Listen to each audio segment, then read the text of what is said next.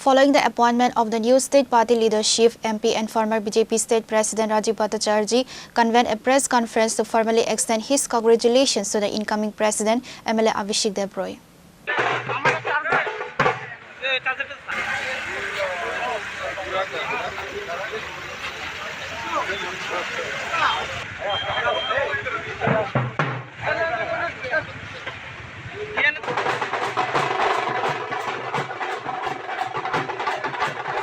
Addressing the media, MP Rajiv Bhattacharjee stated that the central leadership in New Delhi officially finalized the appointment of Matarbari MLA Abhishek Dev Roy as the new BJP state president. Bhattacharjee extended his premier congratulations to the newly appointed chief and went on to highlight the significant organizational milestones and developmental achievements recorded under the BJP administration.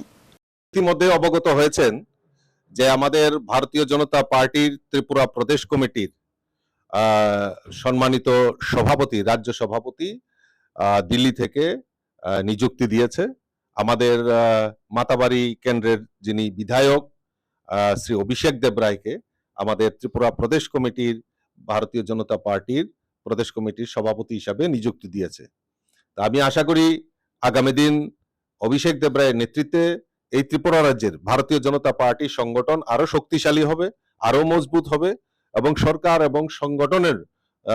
মেলবন্ধনের মাধ্যমে এই ত্রিপুরাকে সমৃদ্ধশালী করবে বলে আমি দৃঢ় বিশ্বাস আপনাদের মাধ্যমে আমি সমস্ত কার্যকর্তাদের অনেক অনেক শুভেচ্ছা অনেক অনেক অভিনন্দন জানাচ্ছি তার পাশাপাশি আমি অভিষেক দেব রায়কেও অনেক অনেক শুভেচ্ছা অনেক অনেক অভিনন্দন এবং শুভেচ্ছা জানাচ্ছি